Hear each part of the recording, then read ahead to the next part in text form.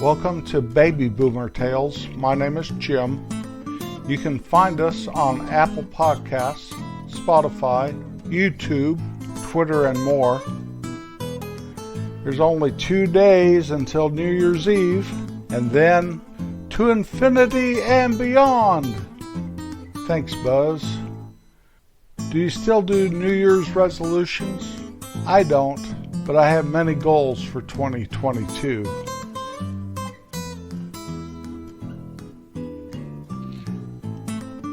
Now for the top 10 miniseries. That is my top 10 favorite miniseries of all time. I have to do a notation before I start this list of miniseries. There will be no documentaries in any of these. The reason I say that is technically they're listed as a miniseries, a documentary. So if I watch Ken Burns' baseball or Civil War, for example, I could put that down as one of my miniseries, but I'd rather do a top 10 documentary someday. I just finished that new one by the Beatles, Let It Be. That was interesting. The most amazing thing I took from that one was how they wrote songs. It's worth watching, even though there's hours and hours of them just sitting there complaining and goofing and wondering what they're doing. The other thing is, I eliminated any miniseries that if I had read the book before I watched the miniseries, it does not count. Centennial by James Michener is an example. I don't know if that would have landed on my favorite miniseries or not. The book was excellent. The miniseries was okay. I watched it in the past year and it seemed fairly dated to me, but it was okay. That's just one example. So when I watch these miniseries, I may go back and read the book after I've seen the miniseries, and that qualifies on my list.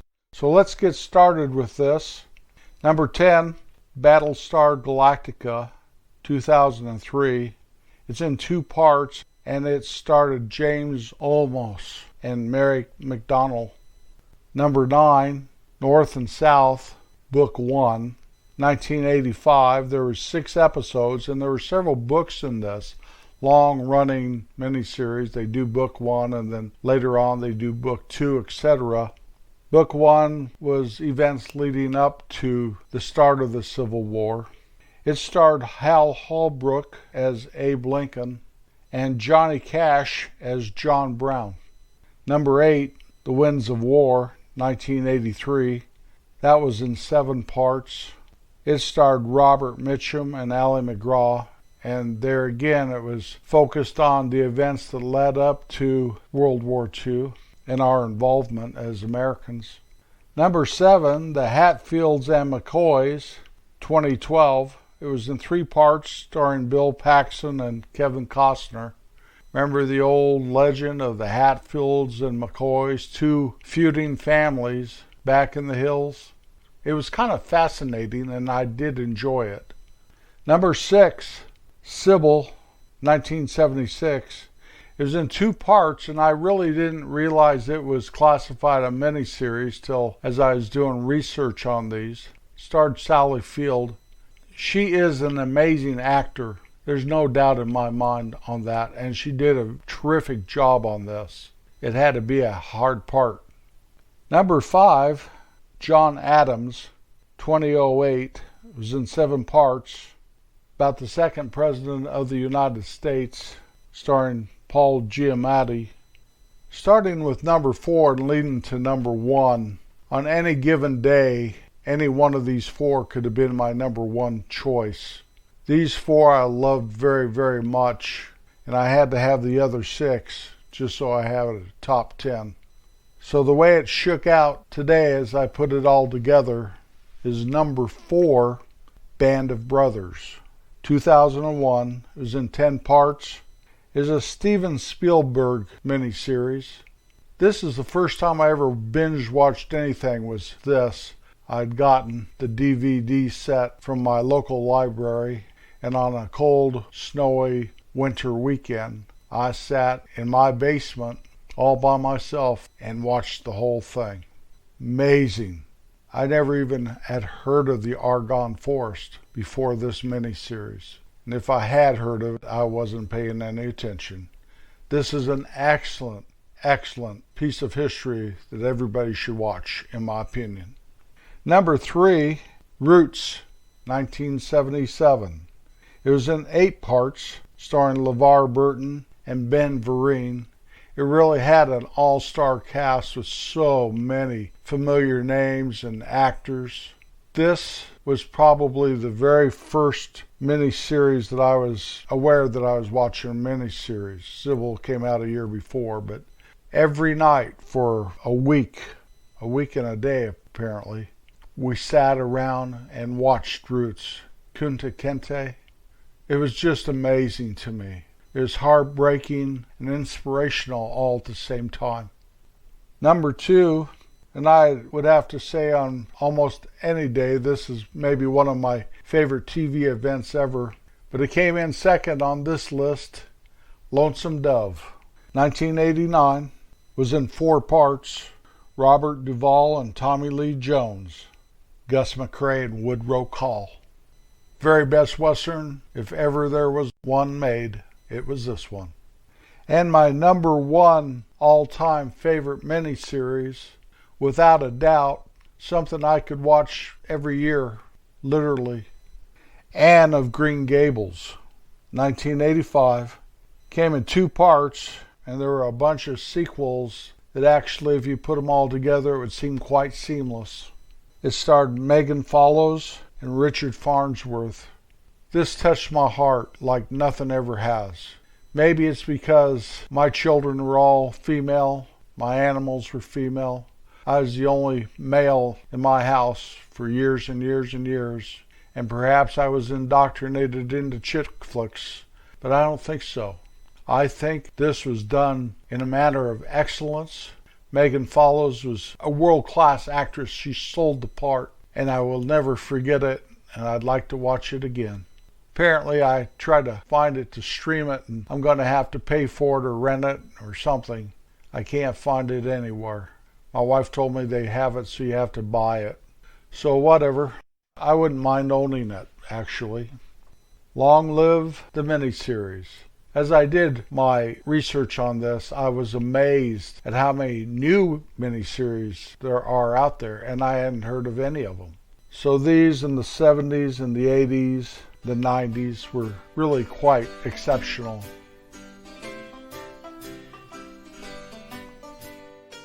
You might find what you need and more at Homer Kate's General Store. You might find what you need and more at Homer Kate's General Store.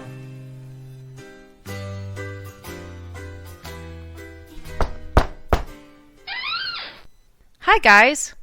Hello. Come on in. Happy New Year and welcome to Kate's General Store. Come on in. You guys are the first ones here. How you doing, Homer? I'm good, Jerry. How you doing? Happy New Year. Happy New Year, sir. Gator Earl, did you come with Jerry? Ha, ha, ha, ha. Homer, don't give him a bad time. That boy works hard all the time. Much more than you do. You ought to take a lesson from him. Oh, Pop, thank you. I appreciate the compliment. So, Homer, where is everybody? Jerry, they're coming. Katie told me they were. Well, there's some more people now. Happy New Year! Come on in. Hi, Jerry. Hi, Pop. So, Homer, whatever possessed you to have a New Year's party? Well, Jerry, I'll tell you, it's going to be 1979 here pretty soon. And I got thinking to myself, before you know it, it'll be 1980 and I wouldn't have put on one party. Well, that doesn't even sound like you, Homer. Where's my dad? I know, but Katie wanted to do it. Hold on a minute. Hi, Jerry. Happy New Year. Come on in. Hi, Jerry. Homer, where are the guacamole chips? Love Katie will get them for you, Pop. Goodbye, Jerry. Well, let me see here. Hi, Let me guys. see here. Hi, Sparky. How you doing? Ooh, doggies. Goodbye. I don't know about this. If we stay up till midnight, it'll be the first time in years. So if I go to sleep, Jerry, you just don't even wake me up. Just tell me about it tomorrow in 1979. Whew. Boy, it's getting loud in here. How many people you think are here now, Jerry? Hi, Jerry. Well, Homer, I don't know. I'd probably say 20.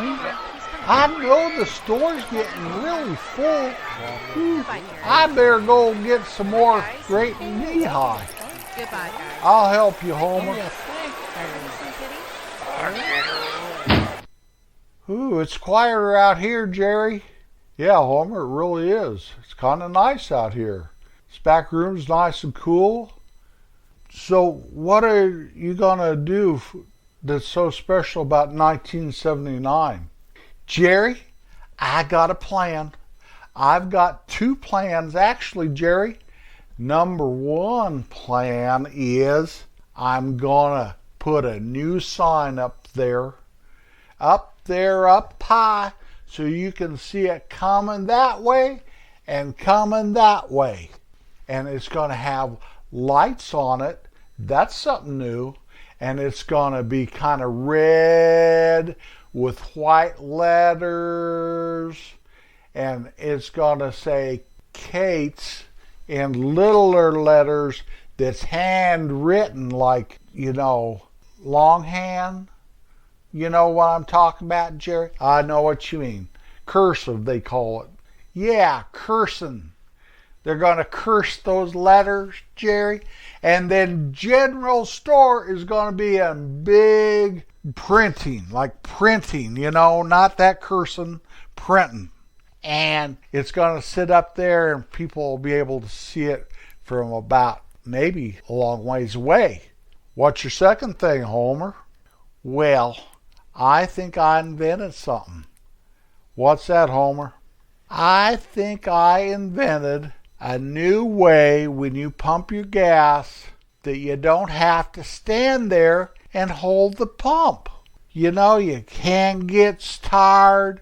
And so I got this little thing, you just put it in your pocket, and when you squeeze the gas nozzle, you kind of wedge it up in there, and then you can kind of sit around with your hands in your pockets while it pumps the gas. I'm going to call it the Homer-mobile. Homer. If you go down to Wheattown, those gas stations already have that. It's a little click and you can adjust the speed. It puts the gas into your car and everything. What, Jerry? I stayed up all night inventing this thing and you tell me someone beat me to the straw? Well, Jerry, what a way to start a new year.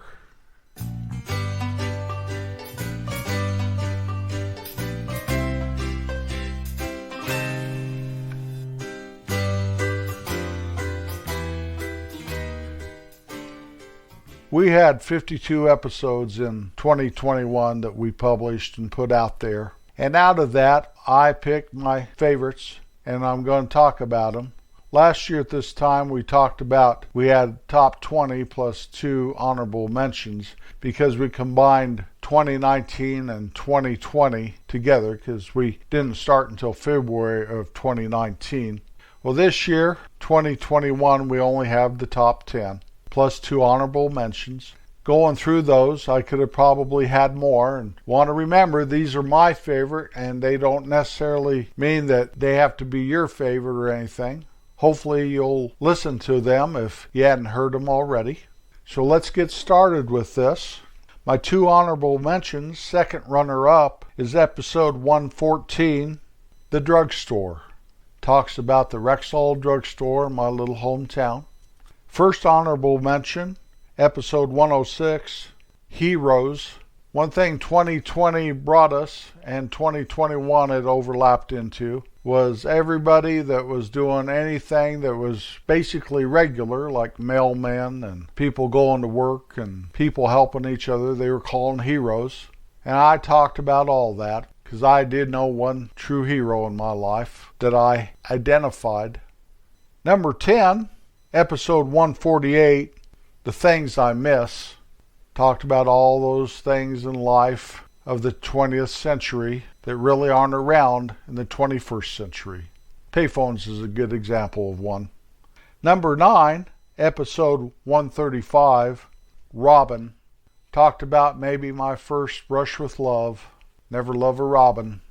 Number 8, episode 129, Does This Shirt Make Me Look Fat? Talking about trying to fit into a pair of pants after the big lockdown and quarantine of the last couple years. Then I finally had to go somewhere. Number 7, episode 108, A Dark Tale. Talks about a time in my life where I was into drugs and things that weren't so good. And it was definitely a dark time in my life. Number 6, episode 124, The Dryer Got 'Em. All I'm doing is telling stories about major appliances, washers and dryers, etc. Number 5, episode 144, A Full Moon, A Wolf Howl, and Some Eyeballs. This is our Halloween special. Number 4, episode 113, How I Met Your Grandmother. Basically, I'm talking to my grandchildren, telling the story of how my wife and I met and the events leading up to our wedding day. Number 3, episode 103, Painter. This is a tribute to my dad. In second place, episode 125, The Burner. We had a sawmill in my hometown, and beside that sawmill was a big burner that they burned all the scraps in. And this is the story of that burner. And the number 1 favorite episode of 2021, episode 118, Growing Old Together. It's about my life with my darling. It starts at our wedding reception and goes right up to today. Thank you for listening to our podcast. I appreciate it so much. There's no way I could ever do this without you all. If you like our podcast, all I've ever asked is that you share it. Kindness should be a thing you do in the way you act and how you think every day of the year. I'll be back next Wednesday. It will be 2022, and all I can say besides peace out is Happy New Year!